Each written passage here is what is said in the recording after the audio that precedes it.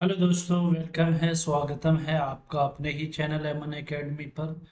खुशखबरी खुशखबरी खुशखबरी आ गई आप लोगों के लिए खुशखबरी।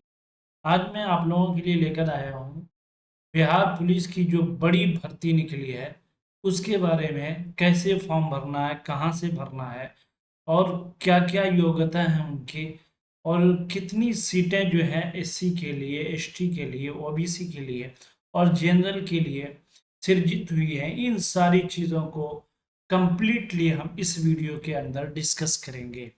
तो देखिए, बिहार पुलिस एवं बिहार विशेष सशस्त्र पुलिस में सिपाही के पदों पर नियुक्ति हेतु सूचना। कुल पदों की संख्या 19,838 है। कितनी है? 19,838। क्या आप सारे सीटों के लिए एलिजिबल हैं? नहीं दोस्तों, आप सारे सीटों के लिए एलिजिबल नहीं है। अब बताइएगा क्यों नहीं है? क्योंकि कुछ सीटें इसमें रिजर्व है और कुछ जो है कैटेगरी वाइज है। हम सारी चीजों को डिस्कस करेंगे इस वीडियो में। अगर आप इसी तरह की इंफॉर्मेटिव वीडियो चाहिए आपको, तो अगर आप हमारे चैनल पे नए हैं तो चैनल को सब्सक्राइब कर दीजिएगा, ताकि आने वाली हर इंफॉर्मेटिव वीडियो सबसे पहले आपके पास पहुंचे। चलिए हम देखते हैं सारी चीजों को डिटेल से। तो ये है वैकेंसीज। देखिए कितनी वैकेंसीज है, 19,800। देख लिए ना, 19,838 वैकेंसीज हैं टोटल। और ये बटे हुए हैं कैटेगरी में। देखिए जनरल कैटेगरी वालों के लिए, जो यूआर हैं, जो जनरल है, अनारक्षित हैं, उनके लिए 7,935 सीट है। उसमें महिलाओं के लिए रिजर्व जो है 2,777 सीट जो है उनमें महिलाओं के लिए है। उसी तरह ईडब्ल्यूएस आर्थिक रूप से गंभीर, आर्थिक रूप से कमजोर वर्ग के लिए 1938 सीट है दोस्तों। 1938 सीट, जिसमें महिलाओं के लिए 694 सीट रिजर्व है। एससी के लिए 3,174 सीट है। और महिलाओं के लिए एससी में 1111 सीट है। एसटी के लिए 199 सीट है, जिसमें 70 सीट महिलाओं के लिए। देखिए ईबीसी के लिए, अत्यंत पिछड़ा वर्ग के लिए दोस्तों, कितनी सीट है? 3571 सीट है। 3571, जिसमें 1250 सीट किनके लिए है? महिलाओं के लिए रिजर्व है। और देखिए बीसी के लिए कितनी सीट है? पिछड़ा वर्ग के लिए 2381 सीट है, जिसमें 815 महिलाओं के लिए रिजर्व है। तो बीसीडब्ल्यू पिछड़े वर्गों की महिलाओं के लिए 595 सीट है। और इसमें जो है महिलाओं के लिए जीरो है। ये महिला आएगी तो ये 550 केवल महिलाओं के लिए। तो ये थी आपके लिए कंप्लीट डिटेल्स है जो वैकेंसी थी। और आगे देखेंगे इसमें क्या है आपके लिए महत्वपूर्ण तिथियां। देखिए कल से यानी 18 ऑनलाइन आवेदन प्रारंभ है। कल जो आज जो मैं ऑनलाइन ये बना रहा हूँ वीडियो, जब ये 18/3/2025 से इसकी आवेदन शुरू है। और कब तक है ऑनलाइन आवेदन की अंतिम तिथि दोस्तों? कब है? 18/4/2025। टोटल एक महीना आपको फॉर्म भरने के लिए मिल रहा है। ठीक है। तो अगर आपके पास जाति नहीं है, जाति बना लीजिए। आपके पास आय, निवास, ये सारे डॉक्यूमेंट्स जो जो नहीं है वो बना लीजिएगा। चलिए हम आगे देखते हैं और क्या महत्वपूर्ण जानकारी है। देखिए आवेदन शुल्क आपसे क्या लिया जाएगा, इसमें बता दिया है। अनुसूचित जाति, अनुसूचित जनजाति आरक्षण कोटि के अभ्यर्थी के लिए कितने हैं? 180 रुपये, बस मात्र 180 रुपये, मात्र 180 रुपये। ठीक है।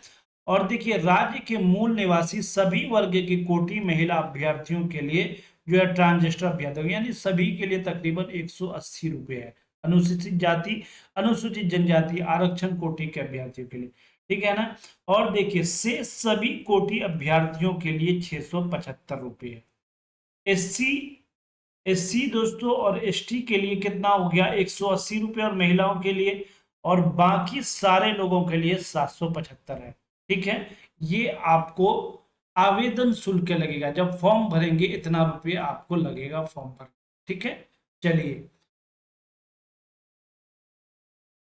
शैक्षणिक योग्यता इसमें क्या मांगा गया है उसको देखेंगे।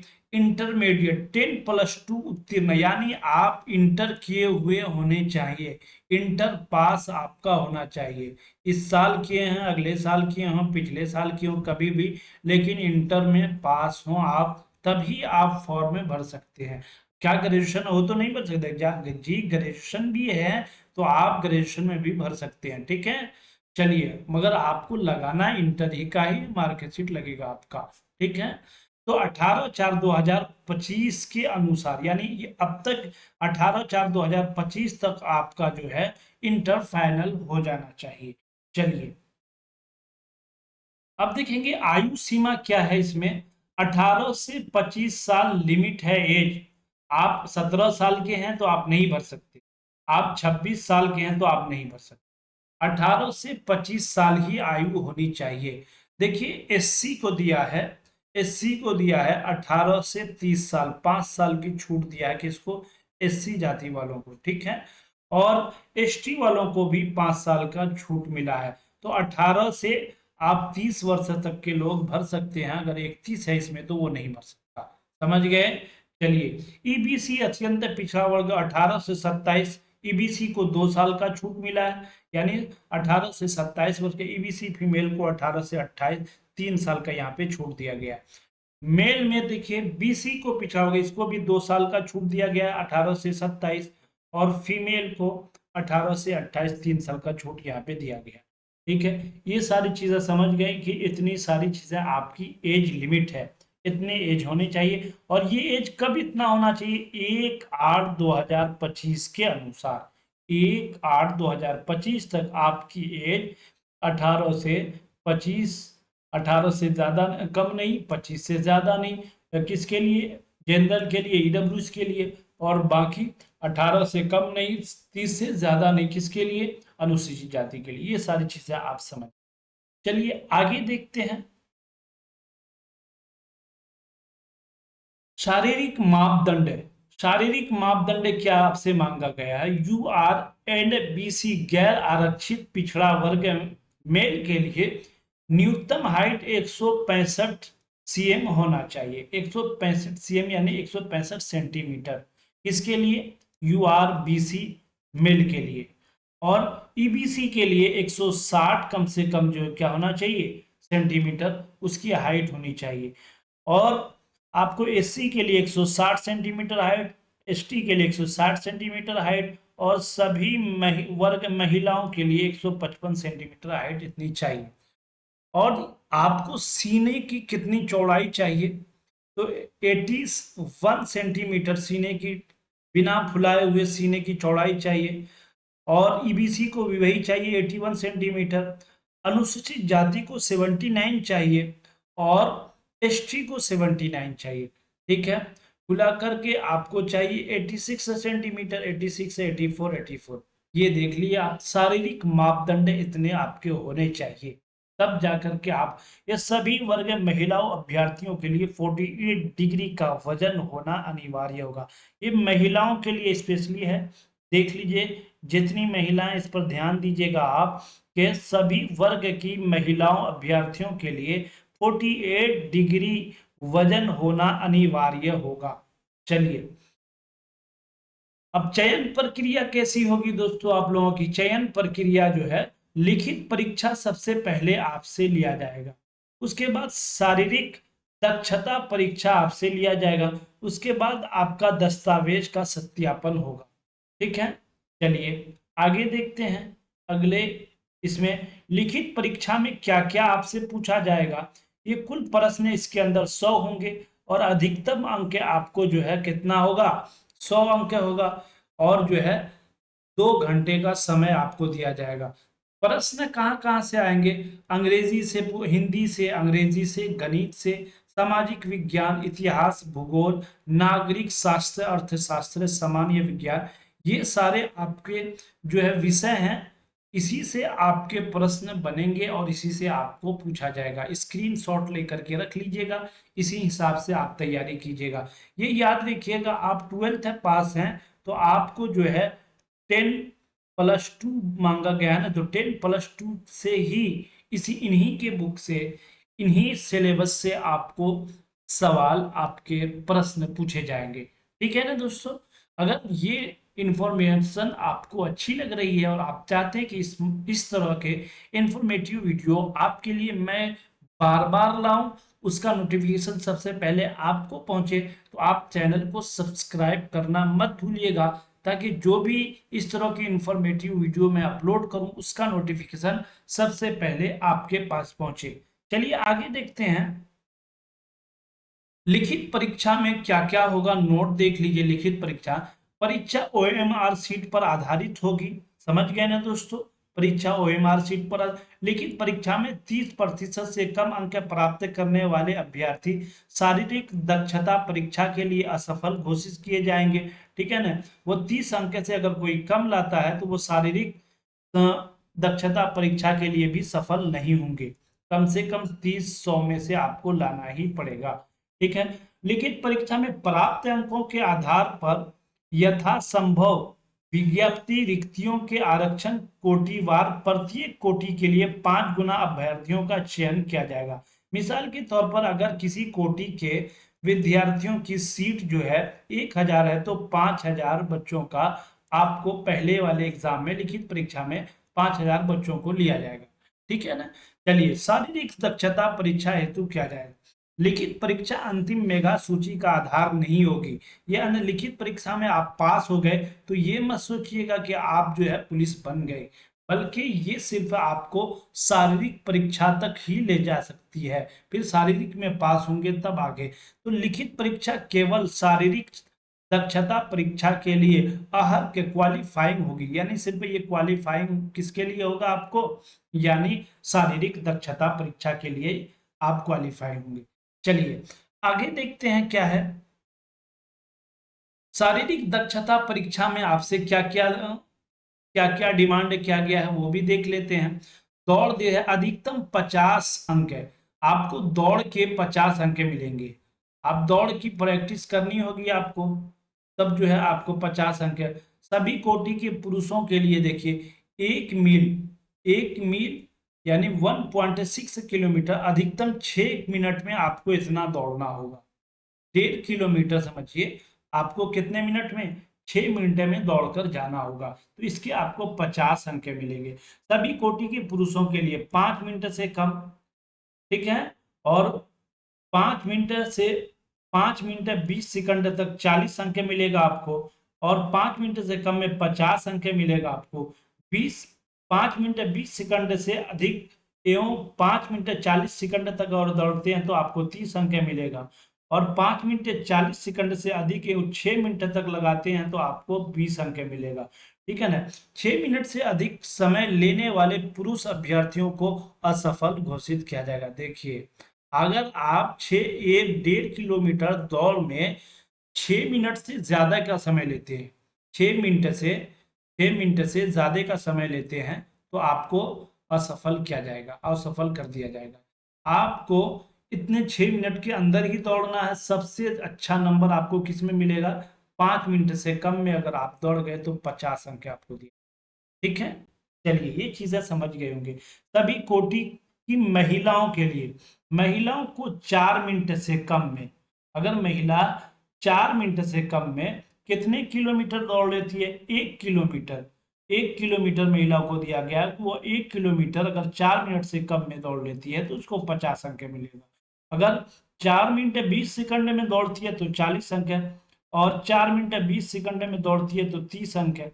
इसी तरह से महिलाओं के लिए भी ये है। इसका आप लोग स्क्रीनशॉट ले लीजिएगा, ठीक है, ताकि चीजें आपको अच्छे से याद रहे।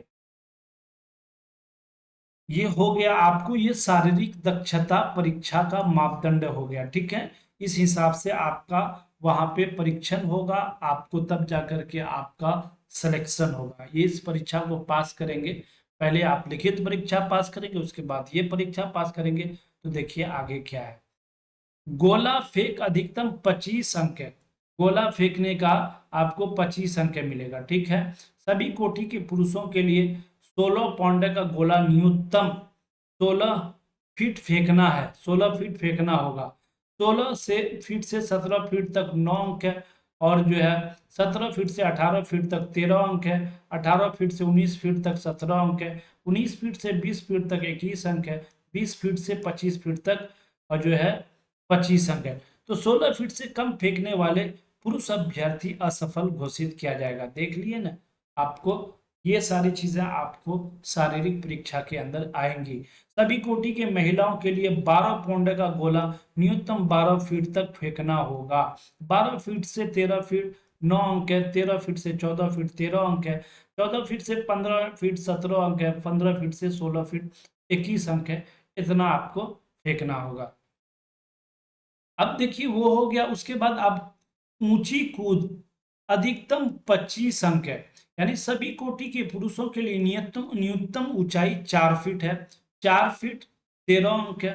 4 फीट अगर कूदे ऊंचाई पर 4 फीट 4 इंच कूदे तो आपको 17 अंक मिलेगा। 4 फीट 8 इंच कूदे तो 21 अंक मिलेगा। 5 फीट कूदे तो आप 25 अंक मिलेगा।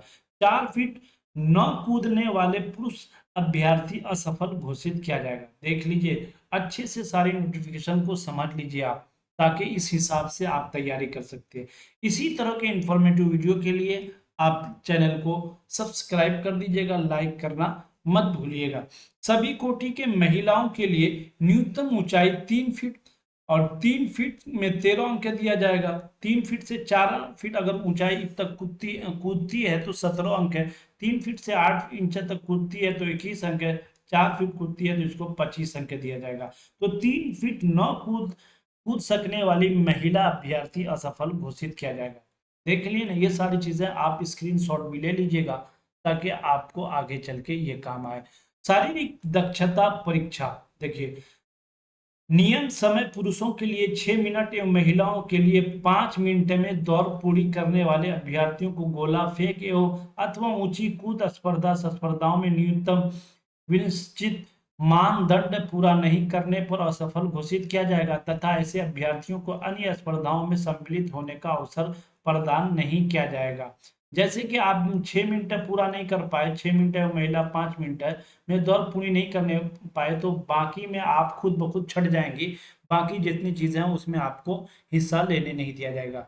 देखिए, पूरी करने वाले अभ्यर्थियों गोला फेंक अथवा ऊंची कूद स्पर्धा में न्यूनतम निश्चित मानदंड पूरा नहीं करने पर असफल घोषित किया जाता है। यानी ये यहाँ आप कामयाब होंगे तब आगे आपको जो है बाकी चीजों में भी हिस्सा लेने के लिए दिया जाएगा। मात्र गोला फेंक एवं ऊंची कूद में अधिकतम 3 मौका दिया जाएगा। गोला फेंक में और ऊंची कूद में सिर्फ 3 मौका दिया जाएगा, ठीक है ना, ज्यादा से ज्यादा, उससे ज्यादा मौका नहीं दिया। चलिए आगे देखते हैं। मेधा सूची लिखित परीक्षा मेधा सूची का आधार नहीं होगी। लिखित परीक्षा केवल शारीरिक दक्षता परीक्षा एवं दस्तावेज सत्यापन के लिए क्वालिफाइंग होगा, ठीक है ना। लिखित परीक्षा इससे भी पहले सिपाही के पद पर नियुक्ति हेतु चयन के लिए लिखित परीक्षा, शारीरिक दक्षता परीक्षा एवं दस्तावेज सत्यापन में सफल अभ्यर्थियों की मेगा सूची शारीरिक दक्षता और दक्षता परीक्षा के अधीन तीनों स्पर्धाओं यथा दौड़, ऊंची कूद तथा गोला फेंक में अभ्यर्थी द्वारा प्राप्त कुल अंकों के आधार पर तैयार की जाएगी। यानी आपको पहले किसमें पास होना होगा? लिखित परीक्षा में पास, उसके बाद शारीरिक परीक्षा में पास करेंगे, उसके बाद दस्तावेज सत्यापन होगा। ये तीनों में अगर आप पास हो गए तो आपका सिलेक्शन हो गया, समझिए आप पुलिस बन गए। चलिए देखते हैं आगे क्या है। चिकित्सक परीक्षा देखिए, चिकित्सक परीक्षा यानी नियुक्ति के पूर्व बिहार पुलिस 1978 और प्रपत्र संख्या 103 के अनुसार सभी चयनित अभ्यर्थियों का मेडिकल भी कराएगा। यही होगा, इसमें यही है, मेडिकल भी कराएगा। उसमें भी आपको होना, अभ्यर्थी की नियुक्ति नहीं की जाएगी, यानी जो मेडिकल में फेल हो जाएगा उसकी भी नियुक्ति नहीं की जाएगी। चलिए देखेंगे आगे क्या है। चरित्र सत्यापन भी आपको चाहिए, आपको करेक्टर सर्टिफिकेट भी बनाना होगा, इसमें भी आपको पास करना पड़ेगा, ठीक है, ये भी देख लिए। दस्तावेज सत्यापन में जो आपका क्या क्या दस्तावेज लगेगा उसको अच्छा से सत्यापन के लिए अभ्यर्थियों के निम्नलिखित प्रमाण पत्र सत्यापन हेतु प्रस्तुत करने होंगे। वैध फोटोयुक्त पहचान पत्र जैसे आधार कार्ड, ड्राइविंग लाइसेंस, मतदाता पहचान पत्र, जन्म तिथि प्रमाण पत्र, मैट्रिक समकक्ष सर्टिफिकेट एवं अंक प्रमाण पत्र की मूल प्रति, इंटरमीडिएट या समकक्ष परीक्षा उत्तीर्ण प्रमाण पत्र, इंटरमीडिएट या समकक्ष परीक्षा का अंक पत्र। अनुसूचित जाति एससी, अनुसूचित जनजाति एसटी आरक्षण वर्ग के सभी विद्यार्थियों के लिए सक्षम प्राधिकार द्वारा निर्गत जाति प्रमाण पत्र एवं अस्थायी आवास प्रमाण पत्र, ये सारे दस्तावेज आपके लिए रेडी कर लीजिएगा आप। ये सारी चीजें आपको चाहिए नियुक्ति के वक्त, ठीक है ना। इसको अभी से रेडी कर लीजिएगा, 1 महीने का समय है, आप कर सकते हैं, ठीक है। चलिए अब देखिए यहाँ पे क्या है,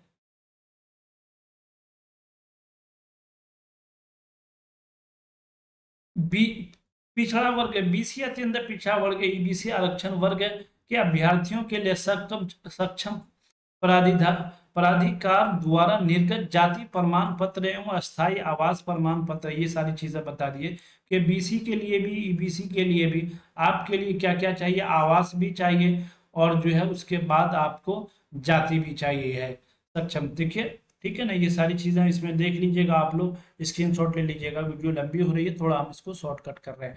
तो कट ऑफ डेट क्या होगा, देखिए 18/4/2025 आवेदन समर्पण की अंतिम तिथि होगी और क्रीमलेट रहित प्रमाण पत्र के लिए दिनांक 18/4/2025 आवेदन समर्पण की अंतिम तिथि होगी। यानी आपको 18/4/2025 तक क्रीमलेयर आपको दे देना है, ये आपकी अंतिम तिथि होगी। इसके बाद का क्रीमलेयर आपका मान्य नहीं होगा, इसलिए पहले ही आवेदन पहले देने से पहले आप क्रीमलेयर बना लेंगे। आर्थिक रूप से कमजोर वर्ग के सदस्यों के द्वारा प्रस्तुत किया जाने वाला आय एवं संपत्ति प्रमाण पत्र, हाँ वही होता है इनकम सर्टिफिकेट, के लिए दिनांक 18/4/2025 आवेदन समर्पण की अंतिम तिथि होगी। यानी यही अब तक का इनकम सर्टिफिकेट उनको चाहिए, किसके लिए, ईडब्ल्यू जो आर्थिक रूप से कमजोर है, ईडब्ल्यूएस के लिए, ठीक है ना। ये सारी चीजें, प्रशिक्षण प्रमाण पत्र के लिए 18/4 आवेदन समर्पण की अंतिम तिथि, गृह रक्षक अभ्यर्थी के प्रशिक्षण प्रमाण पत्र के लिए इनको भी 18/4/2025, स्वतंत्रता सेनानी का भी वही 18/4 और इसका भी ट्रांसजेंडर का भी 18/4, ये सारी चीजें आप देख लीजिएगा अच्छे से। कट ऑफ डेट ये है, इसके बाद की कोई सर्टिफिकेट आपकी नहीं मान्य होगी, पहले ही बता दिया गया है, फिर बाद में आप इस तरह कुछ नहीं कहिएगा, ठीक है। ये तो इंफॉर्मेटिव वीडियो आपके लिए थी, अगर आपको कोई भी डाउट हो तो आप कमेंट बॉक्स में आकर के जो है आप पूछ सकते हैं, जो भी समस्या हो सारे समस्याओं का जवाब आपको कमेंट बॉक्स में दिया जाएगा। अगर आप हमारे चैनल पे नए हैं तो चैनल को सब्सक्राइब कीजिए, लाइक कीजिए, कमेंट कीजिए और शेयर कीजिए, बेल आइकन को दबाना मत भूलिएगा। तो दोस्तों यहीं तक, फिर मिलेंगे हम आपसे अगले वीडियोस में।